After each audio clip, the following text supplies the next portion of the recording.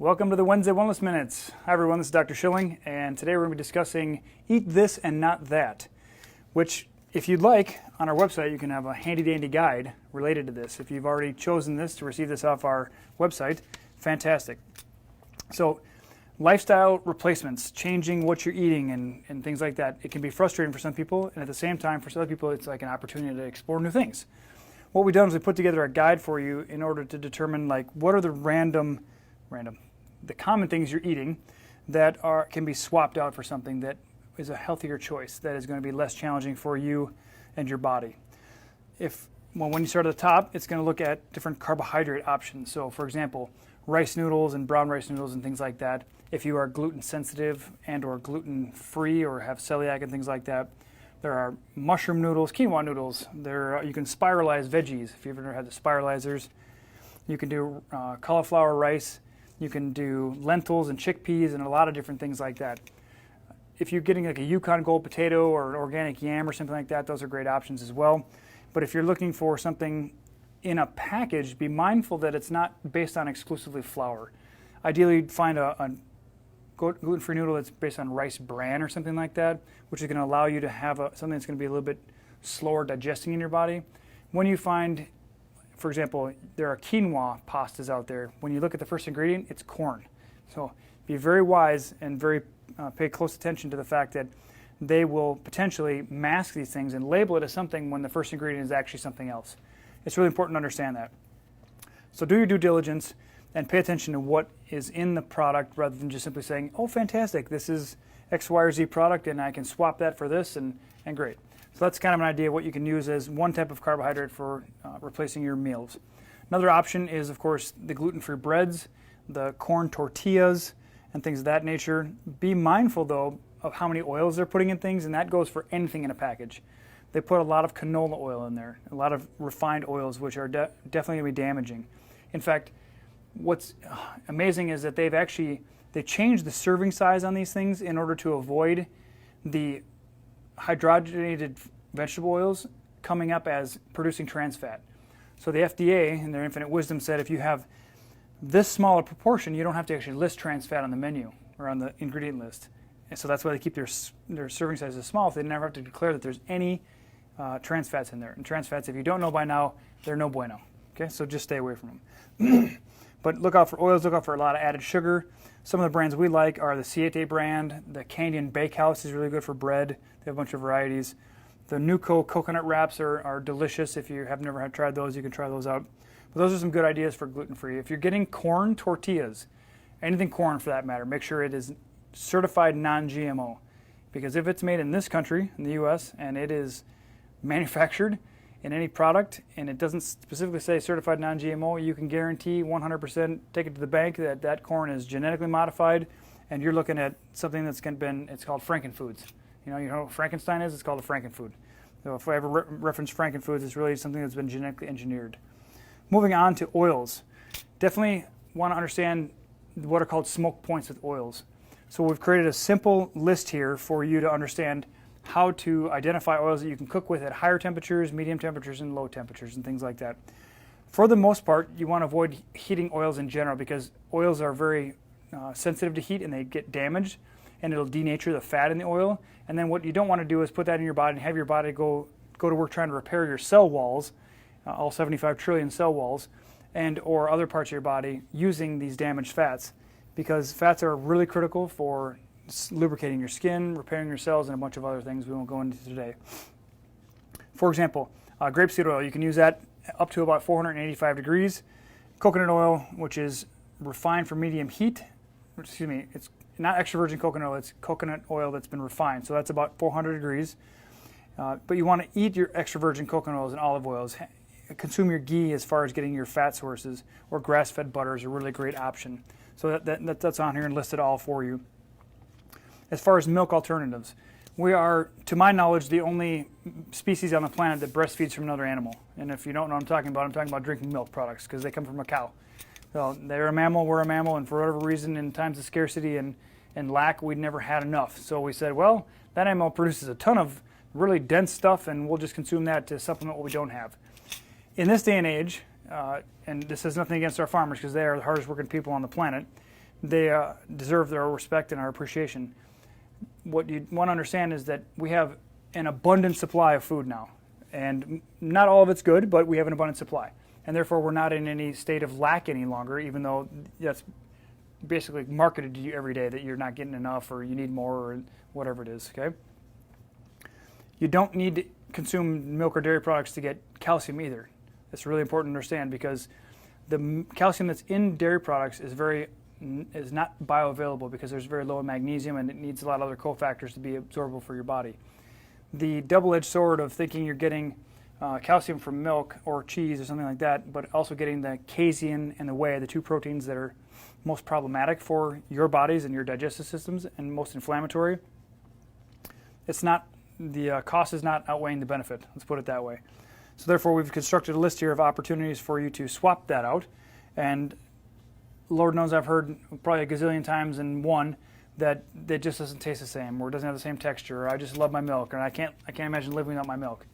Well, you know, if you ignore your health, it will go away. And this is one easy way you can start working things into your diet, into your lifestyle that can help you have something similar, not the same, clearly, have something similar that's going to provide that warm, silky, comforting idea that milk provides us, and or cheese, something like that. I mean, there's some amazing vegan smoked Goudas there, holy cow. Just to name a few, but coconut milk, almond milk, cashew milk, there's oat milk, there's rice milk, there's pea milk, there's, you know, PEA, not PE, right? So what you want to appreciate is there's a ton of options out there. Macadamia milk, there's tons, it's crazy. You can go into the ice cream aisle now in the frozen section. There are so many options. They're so delicious. There's, well, I gotta know the list of them. There's just so many of them. Not all of them are great. Not all of them are sugar, like low in sugar. Like in fact, most of them are very high in sugar, just like a lot of the gluten-free options. So you want to be very cognizant. We oftentimes, my wife loves to purchase Kite Hill. Kite Hill is a great brand that you can get mascarpone, you can get ricotta and cheese. You can get what's it called? Tangy stuff. Melissa, help me out. Swiss? No, liquid. Cream cheese? No, not cream. Sour cream. Holy cow, sour cream. I don't eat it a lot, so it's hard for me to recall the name of it. But literally, there is no excuse in this day and age if you are being inflamed by a dairy product that you should say, I can't live without it, because there are 101 different options for you. This list has all the brands on here that we trust the most and we've vetted out and we eat in our homes with our families. And when we think about that, so that was milk alternatives. I kind of dipped into the cheese alternatives already, but you know, brands are like Daya, Follow Your Heart, again, Kite Hill. There's a company called Punk Rock Labs, okay, it's local to Minneapolis here. They basically create raw, dairy-free alternatives. And then there are Pamela's Creamery, and then VioLife is another one. When you think of salads, it's amazing that a package of salad dressing from McDonald's or Burger King or these other restaurants is probably one of the most toxic things you could possibly put in your body. So the choice of saying, I'm going to choose a salad at the fast food restaurant over a burger or something like that, that's really like you're putting a grenade down your hatch, if you will, when you consume that salad dressing. So you want to be very cognizant of when you put toppings on a salad, what it is made of. It takes probably 30 to 50 seconds, I'm exaggerating a little bit, but maybe a couple minutes to make your own salad dressing. And if you don't know about Pinterest, go on Pinterest and find recipes for salad dressings.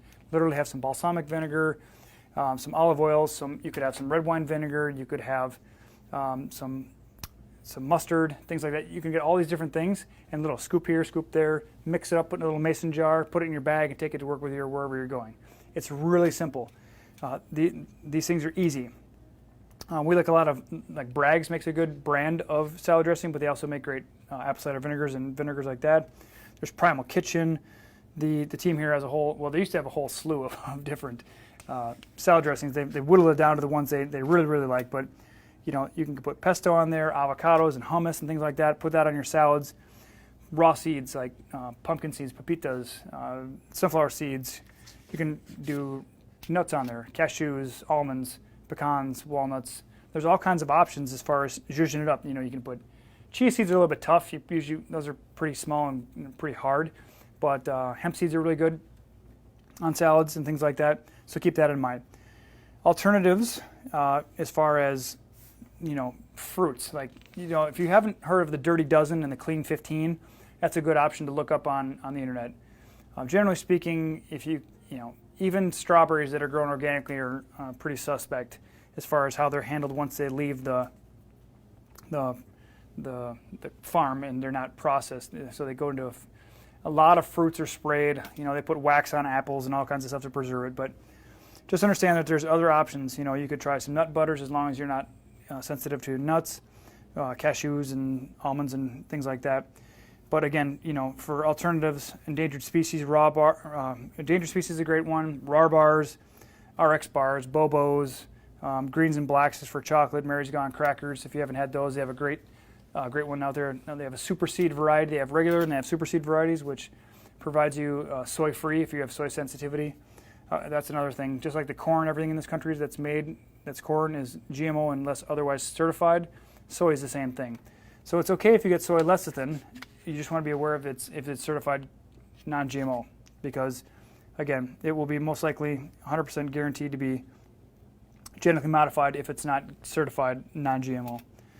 So what else? What else can we talk about? Dried fruits. You can get the Ronco food dehydrator or some other food dehydrator. You can set it and forget it, as they say on TV. For your apple chips, your berries, and things like that. Veggie chips and hummus. Oftentimes you can go to a restaurant and the gluten-free option is going to be veggie chips like carrots or cauliflower or broccoli, something like that, and they give you a plate of hummus instead of the pita chips and stuff like that. So if you look and you ask, there are options. In this day and age, it is amazing. Even the restaurants you wouldn't suspect, there are options there. And oftentimes you can say, do you have a gluten-free menu? And they'll have a whole separate one because they've had so many questions about it, they just have a separate menu for it, which simplifies your life because you say, okay, I can choose just this and this. Funny story, I was at Big Bowl one time when I was probably in high school, and they make a big deal out of, they bring out, is there a nut allergy at the table? Yes, I have one. I said, okay. Oof, they ring a bell and they bring out this separate menu and everybody's standing around like, okay, what can you handle?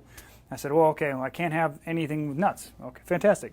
So I pick off the nut-free menu, right? And I think the first thing I got was like some spring rolls or something. And of course, the first thing they bring out is spring rolls, and not the peanut sauce. I'm talking the actual roll.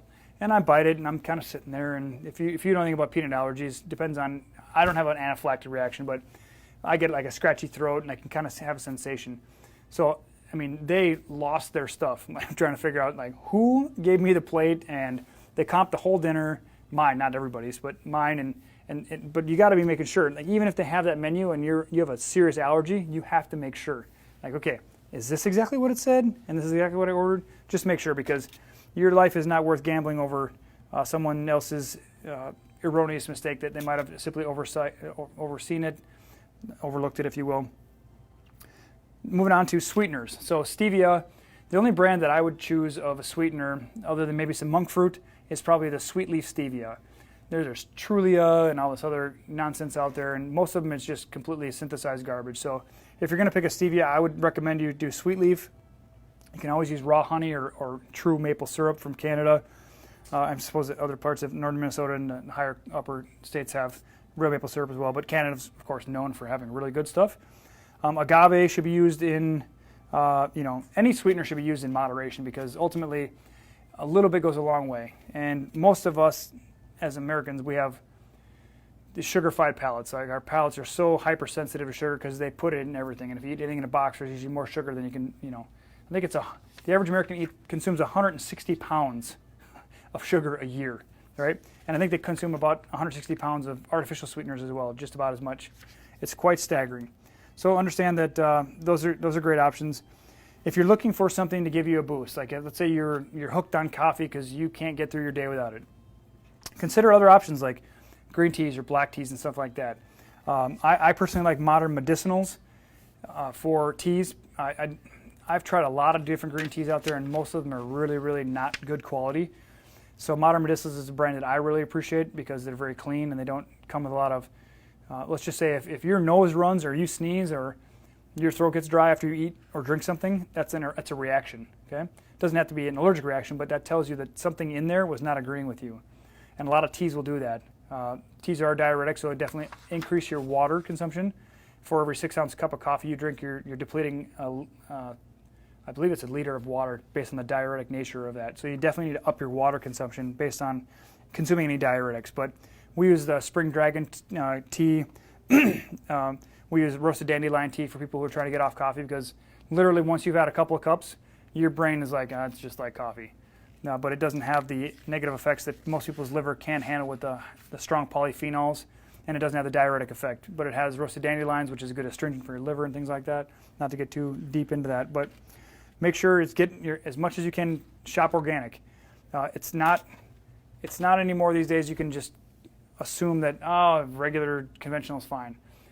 As much as you can, if it's between eating food and eating organic, and you can't choose between the two, like I can't afford the organic and you need some food, well, Lord knows, do your best with what you have available, okay?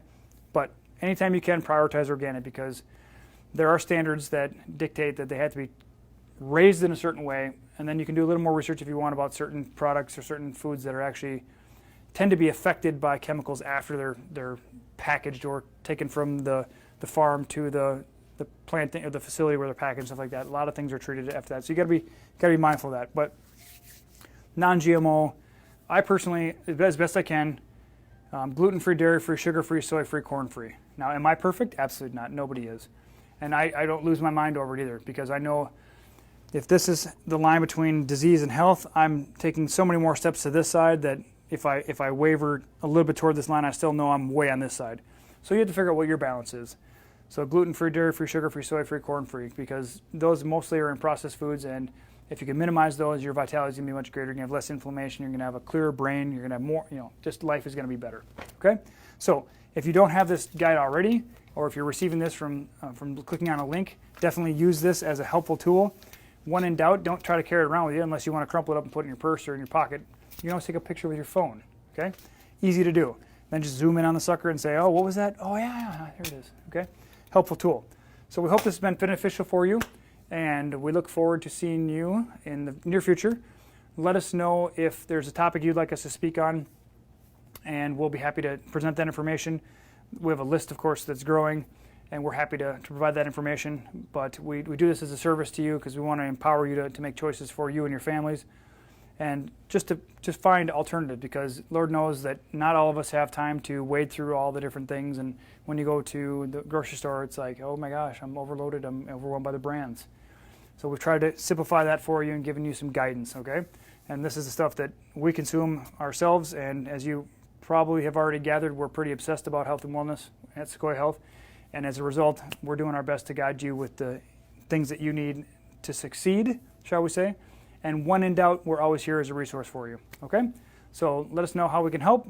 Share this with your friends and family so they know what to do as far as alternatives for their food consumptions and things like that, so they don't feel lost, they don't feel frustrated, and they can actually make changes to empower themselves and live the better life that they want to live, rather than just sticking in the rut that they're stuck in, all right?